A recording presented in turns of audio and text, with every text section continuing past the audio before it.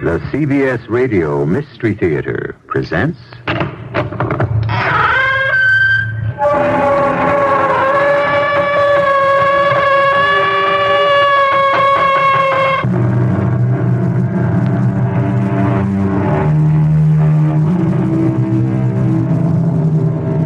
Come in.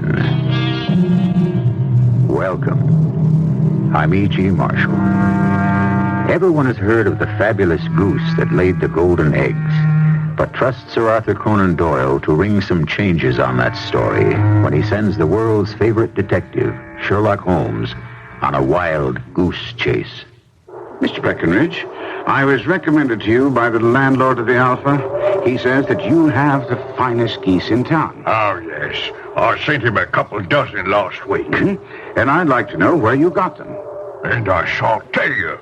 I've never been so pestered in my life. Where are the geese? Who did you sell them to? What did you take for the geese? I'm through answering questions about the geese. So get out and take your friend with you.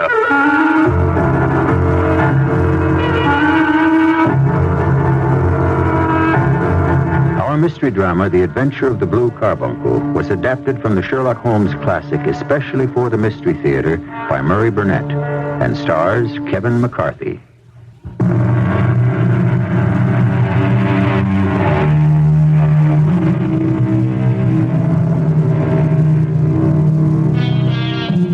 Even the best of us cherish small victories. Although Sir Arthur Conan Doyle doesn't mention it, I suspect that Lestrade, so often proved wrong by the astute Sherlock Holmes, must have felt a measure of satisfaction when he placed the brilliant detective under arrest. Let's continue now and hear Holmes' reaction. Come, Lestrade. Come, what is the charge? Being in possession of stolen property. You refer, of course, to the Countess of Morcar's Blue Carbuncle. So you admit it? Nonsense. But how would you know what I was talking about unless... Because I know righteous women, Inspector. Meaning Mrs. Peterson? Now you'll admit that's where you got your information from, won't you? Nothing to be ashamed of. She's an honest, law-abiding citizen who reacted predictably, and as I foresaw, when her husband told her I kept the stone and asked her not to inform the police. Now, here, read this note, which, as you will see, is upon the Countess of Morcar's own stationery and written in her hand. As I see, from Mr. Sherlock Holmes, Esquire, the Blue Carbuncle, which was stolen from my suite at the Hotel Cosmopolitan upon the 22nd of December. I have given Mr. Holmes my bank check for £1,000 made out to Mr. Peter Peterson, who was responsible for the finding of the gem.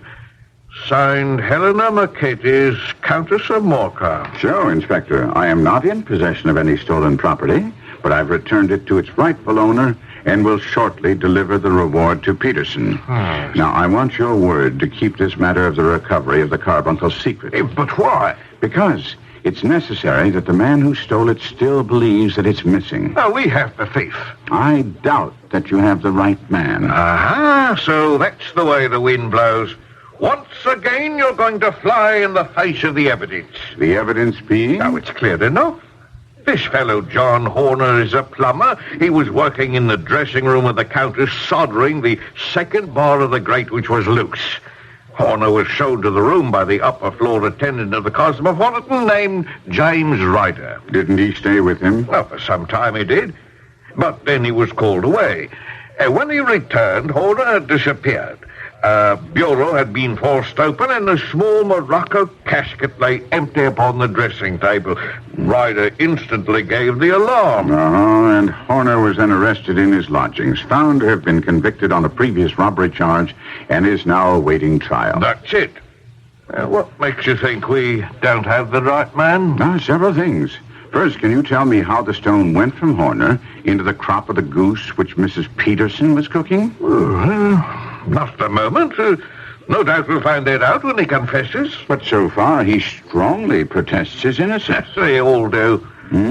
Another question which occurs to me is, how did Horner know exactly where the Countess kept the gem? Well, it seems to me that these are questions that his defense counsel might raise at his trial. But since I'm a police officer, I don't think I have to answer them. Well, suppose that I'm in position of finding a link in the chain. Would you then agree to keep the recovery of the stone quiet? It all depends on whether you're off on some flight of fancy. I know for a fact, as you do, that the stone was in the crop of a goose in the possession of Mrs. Peterson. I also know that before it came into her possession, it was carried by a Mr. Henry Smith. I propose to locate this Mr. Smith and find out what part he played in this little mystery. And if I agree, how do you intend to do that? By the simplest means possible, an advertisement in the newspapers. And so it was agreed. Lestrade left. An advertisement was placed reading, "Found at the corner of Goode Street, a goose and a black felt hat. Mr. Henry Smith can have same by applying at 6:30 this evening at 221B Baker Street." Now, I did my professional rounds the next day, but was back at Holmes' flat at 6 o'clock. My friend was waiting for me, lounging on the sofa in a purple dressing gown, thoughtfully staring at a plump white goose, which was conspicuous on the sideboard. He waved at it and said, "Isn't that a fine-looking bird, Watson?" "Ha! Makes my mouth water. But I presume we're not going to have the pleasure of eating it." Correct. If we receive an answer to our advertisement, this bird will put us a lot farther along the trail to the answer we seek. You think Horner innocent? Oh, that's putting it a shade too strongly. I'd rather say that the police have accepted all evidence at face value and made no effort to answer the questions I put to Lestrade here yesterday. However, Mrs. Hudson is preparing our dinner, which we shall have at 7, unless we're interrupted. Before we could start dinner, there was a knock at the door. I opened it to admit a tall man in a Scotch bonnet with a coat buttoned up to his chin. Holmes rose from the sofa to greet him. Ah, Mr. Henry Smith, I believe. Oh, yes, that's my name. Pray take this chair by the fire, Mr. Smith. Oh, thank you, Mr. Holmes. It is Mr. Sherlock Holmes, isn't it? Yes, and this is Dr. Watson. I do. Well, I don't mean to be impertinent, but I'm at a loss to understand how a man of your reputation comes to be involved in a matter concerning a goose and a hat. This is your hat, sir. Oh, yes, thank you. But since you know my identity, you must also know my disposition for observation and oblige me by putting it on. Oh, of course. A perfect fit. Well, sir, we've retained these things for you for some days because we were looking for an advertisement from you giving your address. Well, shillings aren't so plentiful with me as they once were. I believe that gang of roughs who assaulted me had made off with both my hat and the bird. I didn't care to spend more money in a hopeless attempt to recover them. Quite so. Oh, by the way, about the bird, we were compelled to eat it. Oh, to eat it? Yes, I'm sure that you understand it would have been of no use to anyone had we kept it here for this length of time. Oh, yes, I can see that. However, would this other goose upon the sideboard, which is about the same weight and perfectly fresh, be a suitable replacement for the one you lost? Oh, that's very handsome of you, Mr. Holmes, and I'll be very happy with this bird. One more thing. We still have the feathers, legs, and crop of your own bird if you wish to... Outside of serving as reminders of my adventure, I see no earthly use for them. So with your kind permission, I'll just take this excellent bird and be running along. Oh, one moment, by the way. You see, I'm somewhat of a fowl fancier, and I've seldom seen a better-grown goose than the one that you lost. Would you mind telling me where you bought it? Oh, not at all. A few of us frequent the Alpha Inn near the museum. Well, this year, our good host started a goose club, the purpose of which was to see that all of us, by paying a few pence a week, would each receive a fine goose at Christmas. Well, the rest you know. And once again, gentlemen, my thanks. The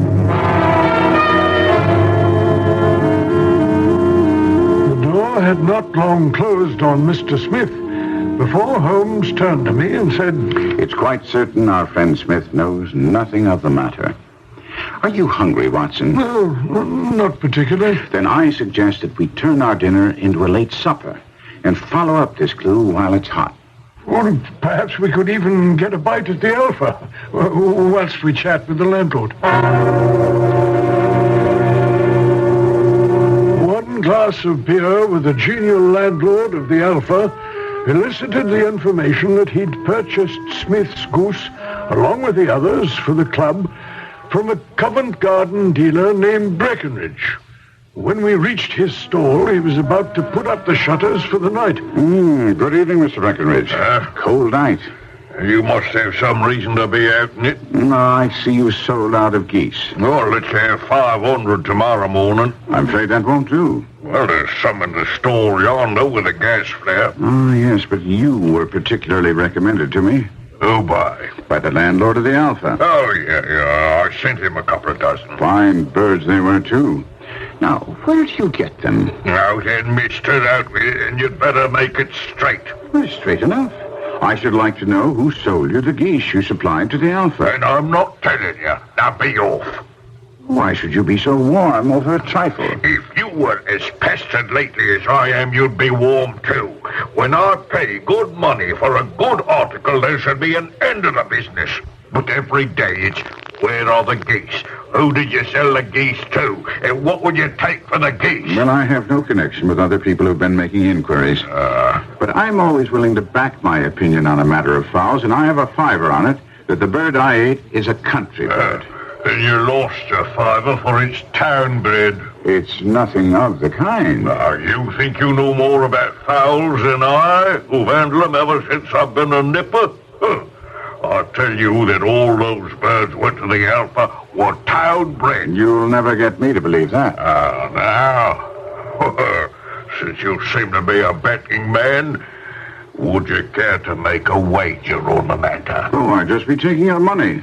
But to teach you not to be obstinate, I'll put a sovereign against you. You may as well hand me the sovereign now. Bill, bring me the books. And when I have a Mr. Cocksure, I'll prove to you that there's still one goose left in my shop, and that's you. Well, thank you, Bill. Now, this book lists the names of all the folk from whom I buy. On this page here are the country folk, and their numbers after their names are where their accounts are on the big ledger. Now then, you see this page in red ink? That's a list of my town supplies. Now, look at the third name and read it out to me. Mrs. Oakshott, 117 Brixton Road, 249. Just so. Now, turn that up in the big ledger. There. You have it. Read that last entry. December 22. 24 geese at 7 shillings 6pence. There you are. Underneath? Sold to Mr. Windigate of the Alpha at 12 shillings. What have you to say now? Well, what can I say? Here's your sovereign. Well, that's the last time I take a bet with a tradesman. Come on, Watson. What? You were fortunate that you managed to get him to wager with you, Holmes. Not fortunate, observant. When you see a man with whiskers of that cut, with a pink betting slip protruding from his pocket, the odds are all in your favor that he can be drawn by a bet. If I'd put 100 pounds down before him, I'd never have gotten such complete information as he gave me, because he thought he was getting the best of a wager. I've had enough of you and your geese. Any more talk of geese and I'll shut the door. Come, Watson, come. Right. I didn't buy the geese off you. But one of them was mine all the same. We'd like a word with you. Come on, Watson. The fellow's taken to his heels. George, chap runs like a hare. You won't get away, and it'll be worth your while to talk with us. Tell the smasher that I can't give him what I ain't got. But I'm still trying.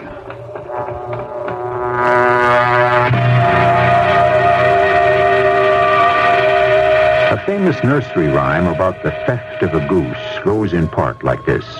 John, John, the gray goose is gone, and the fox is off to his den.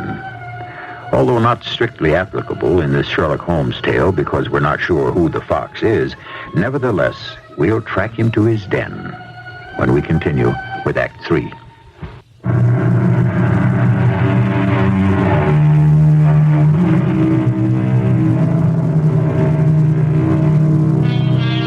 Everyone's familiar with the phrase, your goose is cooked. In the adventure of the Blue Carbuncle, the cooking of the goose marked the beginning rather than the finish of a story. We pick up Sherlock Holmes and the faithful Watson hot on the trail of a man who is also interested in the whereabouts of the cooked goose, which was the receptacle for the world-famous Blue Carbuncle. It's useless, Watson. We've lost him.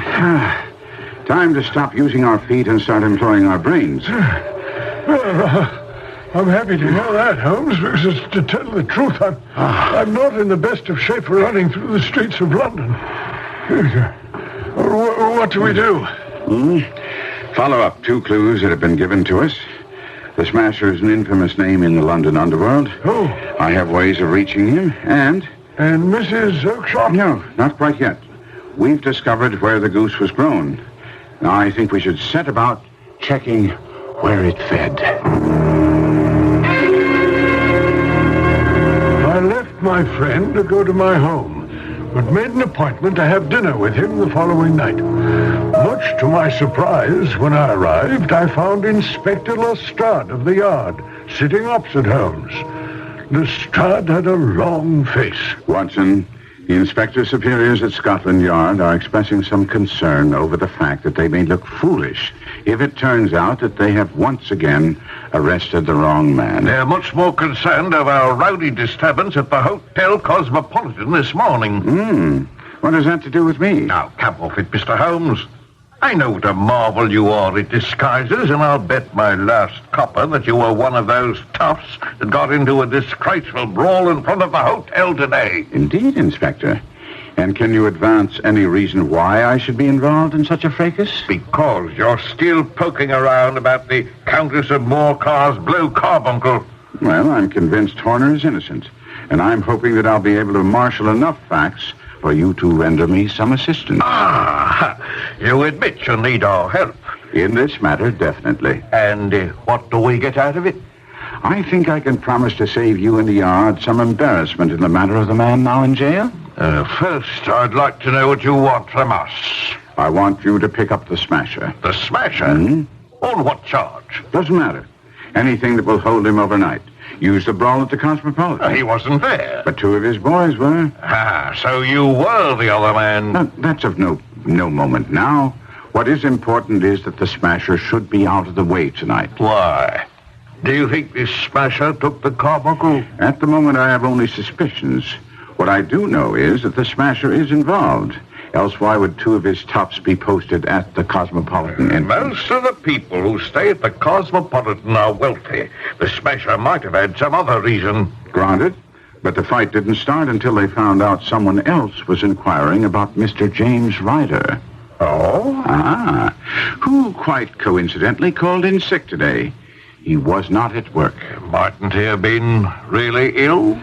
If my theory is correct, he is ill of fright. I think Mr. Ryder knows something that the Smasher wants to know. And that knowledge has frightened him half to death. After some grumbling and a promise from Holmes that the Yard could release the Smasher the first thing in the morning, Lestrade agreed. Holmes and I immediately set out for Ryder's lodgings, which weren't too far from Mrs. Oakshott's address in Brixton Lane. Ryder had a room tucked away at the top floor of a small house at the end of a mews. As we approached it, Holmes warned me... Now keep a sharp eye out for anyone loitering around the entrance, Watson. You think the Smasher has some of his men watching the house? I think it's a distinct possibility. I'm not concerned about them watching. I just don't want them preventing us from entering. There they are. Oh, yeah. Follow my lead now. I don't want you getting any wrong ideas now, mister. My sister's a very refined gal. Not the sort you can play tricks with. She's used to gentlemen. You understand? You told me all that in the pub. But I don't have any wrong ideas. I'll behave in a proper fashion. We weren't challenged as we entered, and whilst we were climbing the stairs, Holmes complimented me. You did well out on the street, Watson. Just enough to throw them off the scent if they had instructions to stop anyone who might be looking for Mr. James Ryder. Here we are. Who's there? My name is Sherlock Holmes. Open up. What do you want? I can be of assistance to you in the matter that's troubling you. What do you know about it? I know everything about it. How do I know it isn't a trick to get me to open? You're interested in geese, or rather one goose, white, with a black bar across its tail, which was sold to Mr. Windigate of the Alpha Inn and given by him to Mr. Henry Smith. Oh, sir, you're the very man I've longed to meet. I can hardly tell you how interested I am in this matter. Well, come in quickly. These elaborate precautions for your safety won't be necessary, Ryder. The smasher's in jail, and that's where you'll be very shortly, unless you tell me the few things I need to know to make my case complete. Oh, for Lord's sake, have mercy, sir. Don't have me thrown in jail. Think of my father. Think of my mother. Oh, please, sir, have mercy. I'm thinking of John Horner, the innocent man you put in the dock for a crime he didn't commit. I'll leave the country. I won't give evidence against him. Then the charge will be dropped. We shall see. First, I will tell you that I have almost every link in my hands and all the proofs a prosecutor would need.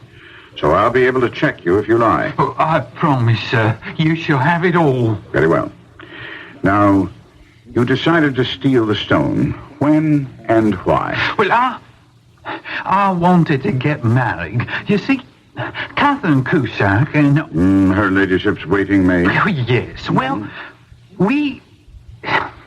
I was mad for her, and she said the only way she'd have me was if we had a nest egg to set aside. Then she told me where the Countess kept her gem, but I could see no way for us to get it and not be suspected until I heard about Horner. Indeed, Ryder, there's the making of a very pretty villain in you. When you learned that Horner, the plumber, had been mixed up in some such matter before, you laid your plans. You and your confederate created some small job in my lady's room, knowing that Horner should be sent for. He did the job, left, then you rifled the jewel case, raised the alarm, and had the poor soul arrested. Yes, all this I know. Now, how came the stone into the goose, and the goose into the open market, and how did the smasher get into the picture? The truth now, for that's your only hope. Well, after Horner had been arrested, it seemed to me I'd best get away with his stone at once, for I was afraid the police might take it into their heads to search me and my room. A pity they didn't. Well, I wish it had never happened. Believe me, it was the first time, and I was really in a sweat. I left the hotel, as if on some errand, and went to my cousin's house. Now, she lived in Brixton Road, where she fattens fowls for market. When I got there, she asked me what was wrong, because I was so pale and in a sweat despite the cold. Well, I told her I had been upset about the robbery in the hotel. Then I went into the backyard and smoked a pipe and wondered what was the best thing to do. And that was when you got the idea about the goose. No, not at first. I was thinking about how to turn the stone into money. I knew I'd have to have help, and that's when I thought of the smasher. But I just couldn't face the idea of going out into the street again with the stone in my pocket. Well, I saw the geese waddling about, and I remembered my cousin had promised me to pick of her geese for a Christmas present. Then it was then that you got the ingenious idea of secreting the stone in the goose. Well, Mr. Holmes, I was sure I'd found a perfect hiding place. I drove one of the birds behind a little shed in the yard, cut it, and pried its bill open and pushed the stone down its gullet as far as my fingers could reach. The bird gave a gulp, and I knew it'd swallowed the stone. But the creature flapped and struggled, and out came my cousin to see what was the matter. As I turned to speak to her, the bird broke loose and fled off among the others. So you were, so to speak, a gone goose. Well, I didn't think so at the time. My cousin had picked out another bird for me, but I remembered the bird I had, a big white one with a barred tail, and I insisted that was the one I wanted. Had you kept your eye on it? Well, as well as I could. My cousin was a little huffed because I wouldn't take the bird they'd expressly fattened for me, but anyway, she told me to go ahead and take my bird and turned and went back into the house. Mm-hmm. So you wasted no time, but slaughtered the bird, and then? Well, then I slung it over my shoulder and went about getting to see the smasher. I'd heard of him about the hotel. So you're the shrimp what's been asking for me, eh? All right now, what's it all about? Well, I've got something I want to dispose of. Yeah, something hot, huh? I guess so. You lifted something. Well, yeah, as you might say. I want to know how you heard about me. You know a man named Monley? Of course I do. He's doing 5 to 10 in Pentonville. How do you know Monley? Well, he used to work where I do. The Hotel Cosmopolitan. Don't tell me you're the bloke what pinched that there Blue Carbuncle of the Countess. I am. Well, now, maybe there's more to you than meets the eye. You got it with you? Yes. Let's have a look. Now, hold on a minute. You have to understand, this is... Well, I'm not really experienced in this sort of deal. How does it work? Like clot of cream. Smooth as a whistle. 70% for me and 30 for you. Well, that seems like an awful lot for you. Look, mate, I'm the one who's taking all the risks. Let me see the stone. What is it? Right, yeah. In the goose. In the... Like I said before, maybe there's more to you than appears on the surface. Here, take me knife. Oh, thank you. Now, it should be right here. In the crop. What kind of a game are you trying to play, shrimp? Well, it's got to be here. I felt it go down. I know it's here. Stop messing about with that bird and tell me what you really did with the stone. Well, there's been a mistake. I must have taken the wrong bird. I'll say there's been a mistake. Let me go. I know the likes of you. You didn't like the split, so you're thinking of talking to Tyndall. No. I never had Tyndall, I swear. I just got the wrong bird. Yeah. Let me go. I'll go back to my cousin to get the right one. Oh, all right, mate. Maybe you're giving it to me straight. You run back to wherever you got this bird and get the right one. But from now on, the boys will be watching you every blessed minute. I'll be back inside an hour. You see? I promise. And when you got back to your cousins, the goose was gone. You got it, sir. And I've been out of my mind trying to trace the bird and stay away from the smasher. Now, that's the whole story. Say, what's going to happen to me? Well, if you do as I say, much less than you deserve. Oh, sir, I'll do anything. Now, first, you will tell Catherine Cusack to hand in her notice to the Countess. Oh, I will, I swear. And then you will leave the country. Oh, I will, but the smasher... Will lose all interest in you when he discovers that you don't have the gem. Oh, God bless you, sir. I swear that No more words before I change my mind. Come, Watson. We have to keep our word with Lestrade.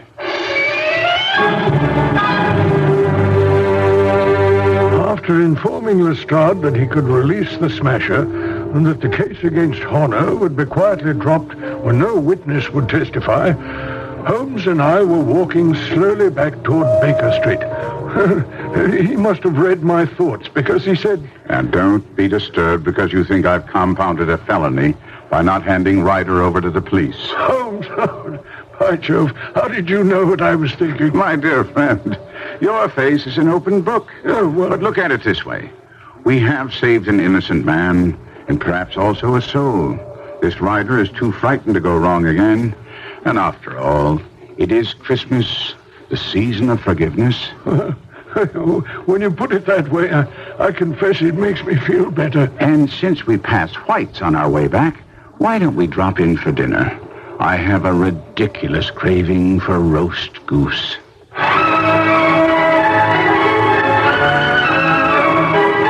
So it seems that Charles Dickens isn't the only English writer who wrote a Christmas story. Although I'll admit that Ebenezer Scrooge is better known than Sherlock Holmes for celebrating the spirit of Christmas. I'll be back shortly.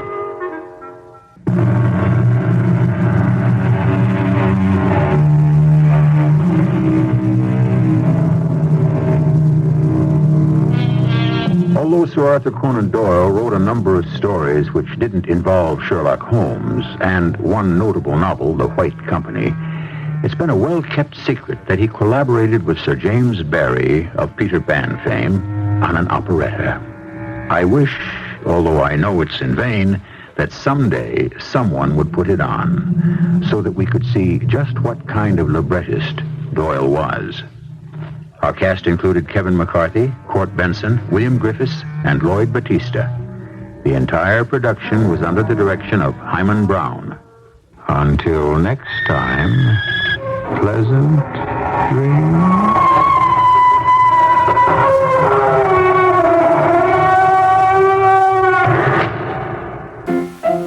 Let's all go to the lobby. Let's all go to the lobby. Let's all go to the lobby to get ourselves a treat.